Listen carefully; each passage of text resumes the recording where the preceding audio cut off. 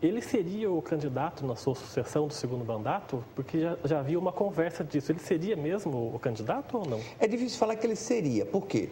Porque ia passar ainda pelo crivo do PT. E o PT estava muito dividido naquela época. Eu, particularmente, queria lançar o Davelino como nosso candidato a prefeito. Na época, ele estava no PPS. Mas nós ainda íamos passar por uma decisão do partido. O partido ia ter que decidir se ia lançar candidato próprio ou se abriria a mão para lançar um candidato da coligação. E eu ia defender a tese de que deveria ser alguém da coligação, né? Se ela ia ser vitoriosa ou não, eu não sei. Trabalhávamos para isso. Mas daí ele veio a óbito e aí não continuou mais essa conversa, porque não tinha mais o porquê, né? E agora falando um pouquinho sobre a sua carreira como deputado estadual. Fazia muito tempo que Jacareí não tinha um representante na Assembleia. O último, se não me engano, foi o Luiz Máximo, comecinho da década de 90, por aí, década de 80, se não me engano. Como é que foi para o senhor assumir agora essa cadeira lá, poder mostrar para Jacareí um deputado da cidade mesmo ali? Olha, eu achava que não fazia diferença, mas faz.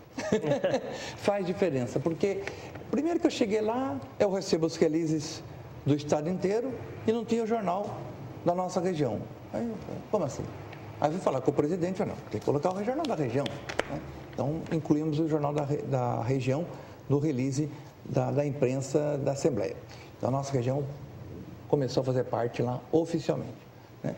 E depois, quando você vai para uma tribuna na Assembleia e fala coisas de Jacareí, de São José, de Santa Branca, Igaratá, Salesópolis, essa região que a gente conhece não por ter ouvido falar, mas porque a gente anda lá, porque a gente pisa lá, eu fui prefeito da cidade, quer dizer, olha, o peso que se tem é muito grande, né? Então, o respeito que a cidade acaba ganhando, tanto no parlamento como no governo do estado, ele é diferente. Porque cidade, eu não vou falar de cidade que não tem deputado, eu vou dizer região que não tem o seu deputado, ela é vista como uma região pobre politicamente, né?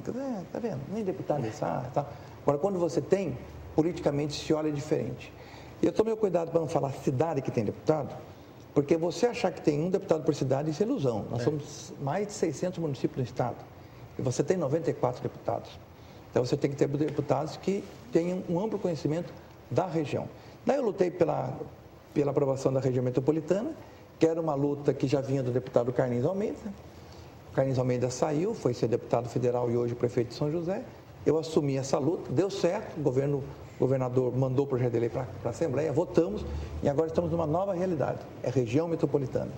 E olha, faz diferença sim, você ter deputado da região metropolitana, né?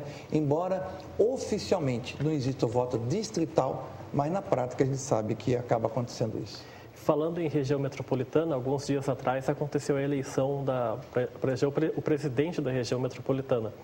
E o Hamilton foi candidato junto com o Ildefonso Mendes de São Bento do Sapucaí. E o Hamilton perdeu para o Ildefonso. O que o senhor atribui essa derrota? Foi prejudicial para Jacareí ou não? Essa derrota ela não fala nada em termos de derrota. O que ela fala é outra coisa. Quando foi votado na Assembleia a região metropolitana, ela foi votada para que todos os assuntos fossem resolvidos de maneira de consenso. Pelo menos essa era a mensagem do governador para os deputados estaduais votarem a lei do jeito que estava. E nós votamos. Então, o que é consenso? Consenso é aquilo que você senta, conversa até a exaustão, até chegar num ponto que dá uma congruência num determinado ponto. Quando foi para eleger o primeiro coordenador, se teve consenso, né? O José Celso de Queluz queria ser o coordenador, houve um consenso de colocar o Eduardo Cury e depois seria o José Celso. Só que o José Celso não foi eleito prefeito, não foi reeleito prefeito, então não pôde ser coordenador. Aí abriu a vaga. Então o Hamilton colocou o nome dele à disposição. Passado algum tempo, e o Ildefonso colocou o nome dele à disposição. O que você esperava? Um consenso. Né? Então veio o secretário do governador Alckmin aqui, o Edmur, para conversar. Como é que a gente pode resolver isso? Fala, fácil de resolver. Você tem dois candidatos, né? Você coloca um no ano, outro no outro. Ah, não dá. Mas por que não dá? Não é porque o Ildefonso quer ser agora. Falei, então, coloca o Ildefonso agora e o Hamilton depois. Ah, não dá. Mas qual que é a sua proposta? A minha proposta é colocar o Ildefonso agora e depois a gente discute. Falei, mas isso não é proposta que se faça. Aí o prefeito de São José, o Carlinhos Almeida, falou, não, então espera só um pouquinho. Vamos fazer o seguinte, vamos colocar para os 39 prefeitos debater e decidir se eles aceitam ser um prefeito presidente agora, no caso o Ildefonso, e o Hamilton no segundo. Coloca para ele debater. Ah, não dá, porque o regimento interno não permite. Então o senhor não está negociando. O senhor não veio para construir consenso. O senhor veio para impor. Se o senhor veio para impor, o senhor imponha, porque o senhor tem maioria. Por quê? Porque ainda que o Hamilton tivesse a maioria dos votos, o Hamilton perderia a eleição. Por quê? Porque o Estado também vota com o mesmo número de prefeitos. Então o Estado que já tinha seu candidato, que era o Ildefonso, entrava com 39 votos e derrotava. Então isso mostrou o quê? Mostrou que o Estado não negociou, não conversou, não consensuou. Então houve a eleição por maioria. E olha que foi uma maioria muito apertada, porque 21 a 17 são 4 votos, mais 4 que na verdade dá 2. Porque 2 que votou no Ildefonso, se viesse para cá, empataria o jogo. Mas, repito, o Hamilton não seria eleito porque o Estado viria e ele tem direito a 39 votos e descarregaria os 39 votos no seu candidato. Isso não é positivo, porque a eleição da região metropolitana não deve ser vontade do Estado ou vontade de um partido, mas deve ser um consenso construído com os prefeitos. Isso não aconteceu agora. Espero que no futuro isso aconteça. Da minha parte e da parte do Hamilton, nós estamos à disposição para trabalhar na região metropolitana, desejar ao Ildefonso toda a sorte, porque qualquer um dos 39 prefeitos que assumisse, a região estaria em ótimas mãos. A questão não é se é A ou B, mas a forma pela qual se chegou no A ou no B. E como é que um deputado estadual pode ajudar a região metropolitana? Com emendas a projetos, com projetos? Como é que é o papel do deputado nesse sentido? A emenda especificamente para a região metropolitana, neste momento, ainda não é possível, porque você tem que ter a agência já consolidada para ter a personalidade jurídica da região metropolitana, para que a emenda do Estado venha para a região metropolitana. Agora, as emendas para os municípios, isso pode sem problema nenhum. Agora, eu acho que o papel do deputado é mais do que a emenda. O papel do deputado é, no caso, forçar a discussão de pautas. Por exemplo, a questão da segurança. A questão de segurança não é questão de um município, não é questão de um prefeito, é questão de toda a região. Quer dizer, não adianta você pensar que você vai combater a segurança numa cidade, porque está vizinho de outra e a coisa migra. Isso não existe. A questão da saúde. Não dá também você querer que uma cidade da região resolva o seu problema da saúde. Tem que toda a região resolver. Por quê? Se você tiver uma cidade só no Vale do Paraíba, que a saúde esteja 100% funcionando bem, o que vai acontecer com as outras? Vão todas para lá? Óbvio. Então você tem que resolver de maneira regionalizada. Então é forçar a discussão de pautas comuns à disposição do aterro sanitário. Não é uma discussão de uma cidade só, é de toda a região. Ou você resolve a questão da disposição do lixo de maneira regional, ou você vai ter problemas. Questão do Rio Paraíba. Não basta uma cidade cuidar do Rio Paraíba se a cidade seguinte não cuida. Não é só uma cidade. Não adianta.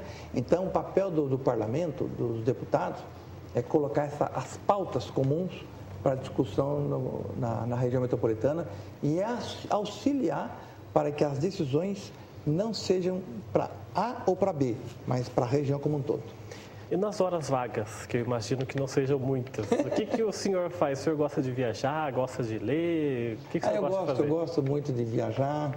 Esse ano acho que eu vou viajar menos do que anos anteriores, porque devido ao nascimento do meu filho, a gente está mudando para uma casa e a gente agora deve ficar um pouco mais em casa porque comprometemos uma boa parte da finança para comprar o novo imóvel, né? Mas eu curto muito meu filho, estou com um filho com 1 ano e 7 meses, eu curto muito ele, agradeço muito a Deus.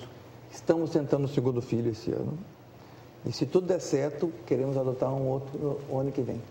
Nós temos 3 filhos, 2 gerados e 1 adotado. Esse é o nosso projeto enquanto família. Gosto de curtir a família. Minha família, ela uma vez por mês faz uma coisa que se chama almoço de família.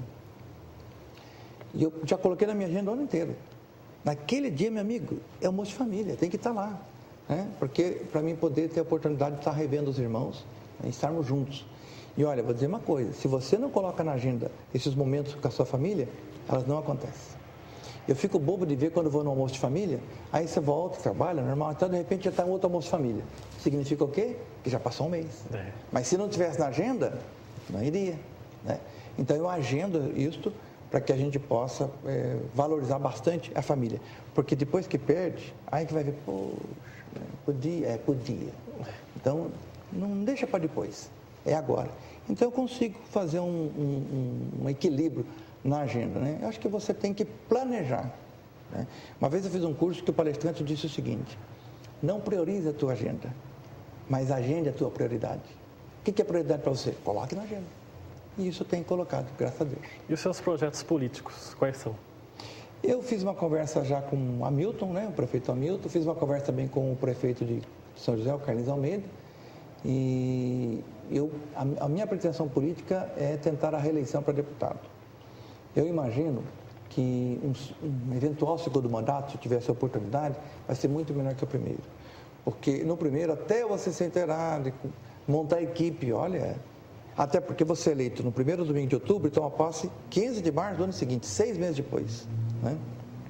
Então, se eu conseguir ser reeleito, eu tenho expectativa de um segundo mandato melhor do que o primeiro. E o PT aprovou internamente uma coisa que eu achei fantástica, e eu votei favorável. No PT, o máximo que uma pessoa pode ter, de agora em diante, são 3 mandatos parlamentares. Eu nem pretendo o terceiro mandato, não. Mas caso eu pretendesse o terceiro, eu não poderia pretender o quarto. Porque no PT, após o terceiro, ou você cai fora ou vai buscar outra coisa. Eu acho isso um avanço. Eu espero que o Brasil, enquanto lei federal, adote isso que o PT já adotou internamente. Porque nada contra quem está muito tempo no mandato, não. Mas é que é uma maneira de você colocar gente nova no parlamento, né? Para não ficar uma coisa que não se altera, que não muda.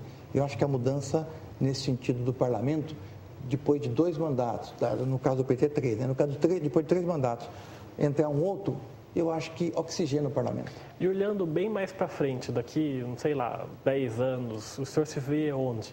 Em Brasília, como deputado federal, voltando a ser prefeito de Jacareí? Não, é claro que não é muito fácil você fazer uma projeção assim de longo prazo, né? Mas uma coisa que me apaixona muito é a experiência que eu tive de vereador e prefeito, e agora de deputado, colocar à disposição de outras pessoas.